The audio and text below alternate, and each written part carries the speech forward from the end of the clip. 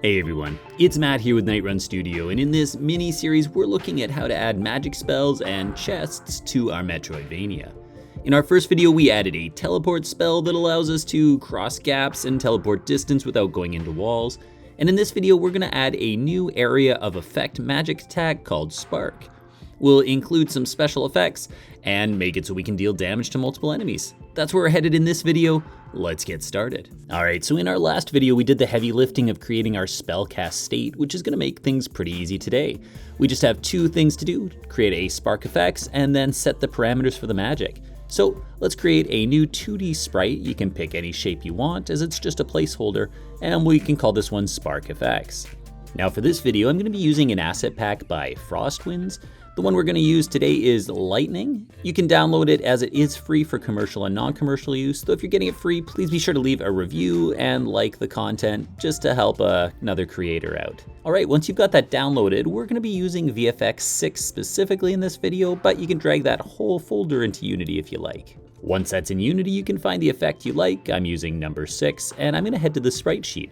I'll set this to 32 pixels per unit, so it's about the right size. Use point no filter to get rid of blurring and 32-bit to preserve colors. We can then apply, open up the sprite editor, and here I'm going to use a grid by cell size method for slicing. So I'm going to actually size this one up to using 128, which will get us a nice big juicy lightning effect. At that point you can hit apply and then close this up. Alright, back in Unity we can click on our Spark Effects. Let's drag our animation pane into view here. We can create a new clip, and I'm just going to go into my animations folder and create a new folder here for special effects. And this one specifically I'm just going to call Spark.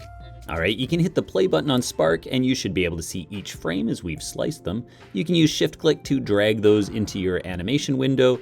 I'm just going to make sure that I duplicate the final frame here so that it lasts as long as each of the others. We'll then select them all and drag it out over about half a second, so 30 frames. At this point we can put our animation pane away, and we actually don't have to do any work in our animator. This will be set up so that as soon as this object is spawned in the game, it plays Spark.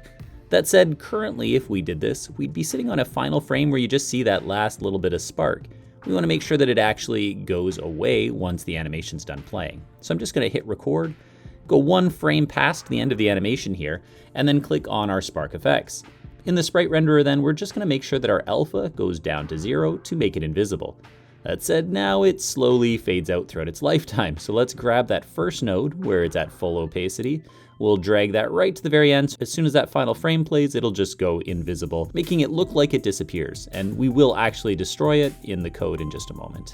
Alright, at this point let's just turn this into a prefab. We can head to our prefab folders, add an effects folder, and drag it in there. We can then delete it from the game so that it doesn't get in the way later on. With that done, we have our Spark Effects completed, and we're ready to write some code.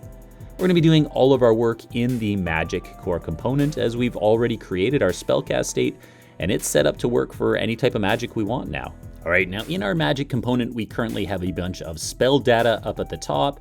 Then we cast our teleport spell, and the logic for how that spell works is down below. So let's just come down below now and actually write that Spark logic. So first off, I just want to create a check here. We're going to make it so that if we cannot cast, meaning our timer's not yet done, we just automatically return and don't process this logic any further. We already do this in our spellcast state, but I like to have the extra guard, so let's actually copy it and paste it at the top of teleport as well. At this point, let's look for enemies. So similar to what we've done in teleport when we're looking for obstacles, we're going to make a collider 2D variable, this time we'll call it enemies, and use our physics 2D library to look for it. However, instead of an overlap circle, we're going to use overlap circle all, which will allow us to detect multiple enemies. Since there's going to be more than one, we need to make this into an array. And let's set our parameters. So this circle is going to originate at our player's transform position. Then we need to decide how large our damage radius will be. We haven't made that variable yet, so let's come up top. Let's add some headers here, one for our spark variables and also another for teleport ones. Alright, we need to have a float for our damage radius. I'm going to start this off at 5, which is a pretty large radius, but you can pick what you like. We're also going to make a public layer mask, which will define what our enemy layers are. Alright, we can put that data in here now. When we make this overlap circle, we want it to be the size of our damage radius and to look for anything that is in the enemy layer. Once we've got that list of enemies that are in range, we want to actually just sort through them. So we'll use a for each loop here, looking at every Collider 2D, let's call them enemy, in that enemies array we just created. Now for each enemy, the first thing we want to do is check if they have a health script so we can deal damage. So we'll make a health variable called health, and here it's just going to be equal to the enemies, and here we'll get component on the enemy and look for health.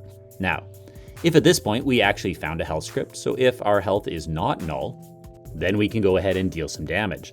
Let's call our change health method and pass along the amount of damage we want to deal. That said, we haven't created that variable yet. So let's pop up top, add an integer for damage, and while we're here, let's also make a game object for our spark special effect. All right, now don't forget to make sure that that damage is negative, as otherwise we'll be healing the enemy. Now here we'll just do a quick defensive check to make sure that we actually have a spark effects prefab, and if that effect is not null, meaning we have one, we're going to instantiate it. So we're going to instantiate the spark effects prefab, and we want to do it at the enemy's position. So we can do this by just using their collider and then finding its transform position, and no special rotation needed, so we can put quaternion.identity. Now at this point, we are going to want to give instructions to our effect to destroy itself after a set amount of time, so we need a reference to it. So we'll just make a general game object reference here called new effects, which will just let us talk to the effect we just created. At this point, we'll just say destroy, and we'll put new effects in there, and I'm going to have mine destroy after 2 seconds, which is more than enough time to play its animation fully, and then it'll destroy itself after a while. Our last step then is just to make sure we reset our cooldown, making our next cast time equal to the current time plus our spell cooldown. And for now, we'll just borrow the cooldown from our teleport, though in the next video when we add scriptable objects, we can give each spell its own.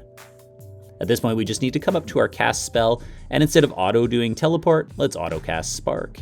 And again, we'll add logic to switch spells in just a little bit. Back in Unity, we do have a little setup to do, so let's click on our player and go to Sprite. I'll just close up these windows we're not using, and let's go ahead and set this up. So first, let's drag our spark effects into the prefab slot.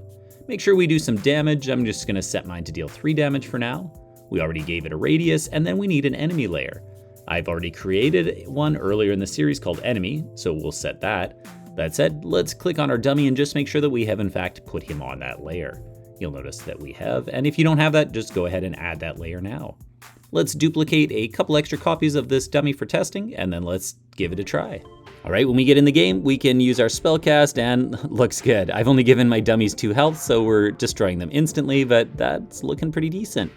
All right, be sure to let me know if there's other spells you'd like to see, but next video we're gonna add those scriptable objects so that we can actually make these spells more modular, give them specific stats, and that'll also make our life easier when it comes time to switching spells on our hotbar and collecting them from chests. Hope to see you in that video. Until then, this is Matt with Nightrun Studio. Cheers.